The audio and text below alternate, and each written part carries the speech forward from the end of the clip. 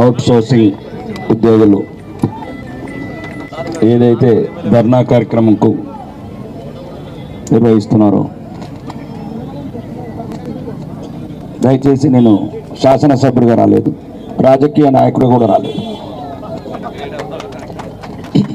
రాజకీయ నాయకుడు అంటేనే మోసల్లాగా తయారైండు. నేను ఇంతకు ముందున్న ప్రభుత్వాన్ని విమర్శించడానికి రాలేదు, ఈ ప్రభుత్వాన్ని విమర్శించడానికి రాలేదు, రాబోయే ప్రభుత్వాన్ని విమర్శించడానికి కూడా రాలేదు. ఇప్పుడు మేము వచ్చిన తర్వాత రేవంత్ రెడ్డి వస్తాడు, ఎవడు ప్రతిపక్షం ఉంటే ఆడతాడు, అధికార పట్టుడు ఎంజాయ్ చేస్తాడు.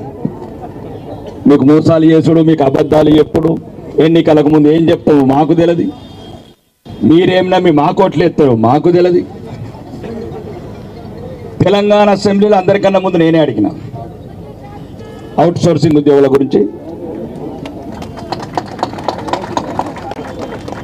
రిటైర్డ్ మాజీ సైనికుల గురించి, అంగన్వాడీ టీచర్ల గురించి. ఎందుకంటే నేను మొదటిసారి తొలి అసెంబ్లీ సమావేశాలకు పోతుంటే వాళ్ళని లోపలికి రానియ్యరు, ఏ మంత్రి అపాయింట్మెంట్ ఇయ్యడు, మేము ఆ బండి ఎమ్మట పడతారు. వాళ్ళని చూస్తే ఒక రకమైన బాధ. అన్న మాకు ఎన్నికలకు ముందు ఈయన క్లిప్ ఇచ్చిండి, ఇప్పుడు ఒక మంత్రి చెప్పినట్టు నా ఫోటో కూడా పెడతారు.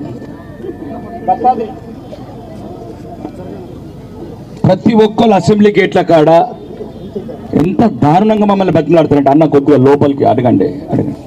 నేను అందుకోసమే తెలంగాణ అసెంబ్లీ అడిగిన, దయచేసి ప్రతిపక్షంలో ఉన్నప్పుడు నోటికి వచ్చింది మాట్లాడినరు, మాట్లాడితే మాట్లాడినరు.